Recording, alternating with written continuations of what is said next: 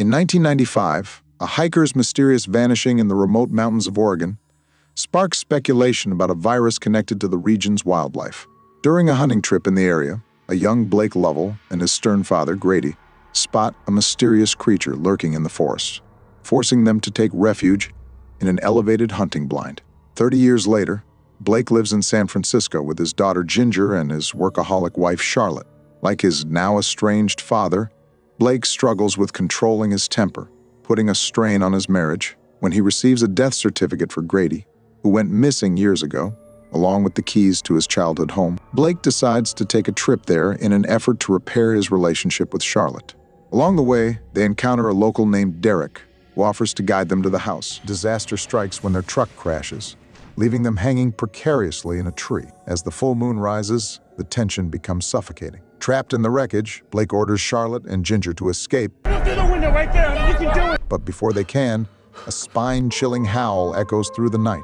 A werewolf emerges from the darkness, savage and unstoppable, attacking Blake and infecting him with its deadly curse. And Derek is dragged away by the monster. Blake leads his family to the house, where they barricade themselves inside, with the generator running. As Blake's arm becomes bloody and infected, he begins to show alarming symptoms, losing teeth, sweating profusely, and becoming sensitive to noise. After hearing the creature outside, he puts his ear to a door, only for the monster to grab his foot through the pet door and injure him further, before Charlotte saves him with a hammer. As Blake's condition worsens, losing motor function, hair, and teeth, while growing fangs and claws, Charlotte grows increasingly terrified. His transformation into something monstrous accelerates, and in a moment of desperation, Blake begins gnawing on his infected arm like an animal.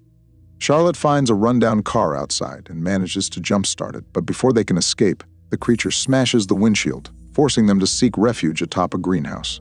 Blake signals Charlotte to take Ginger back to the house and leads the creature away from them. Soon after, a grotesque, limping Blake returns, vomiting a severed finger and approaching Charlotte and Ginger with menacing intent.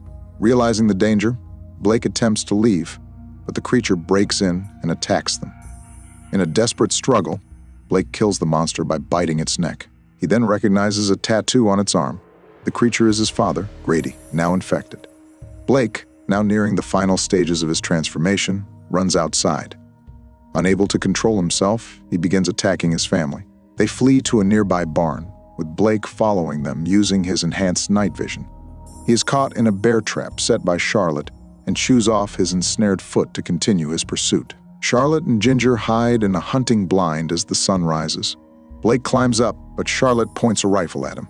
Realizing Blake is in excruciating pain and wants to die, they share a final look.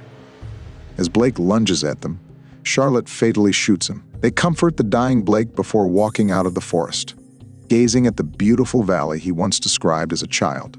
Wolfman offers an intriguing reimagining of the classic werewolf tale, blending modern special effects with a darker, more introspective storyline. The visual effects are striking, with the transformation scenes standing out as a highlight.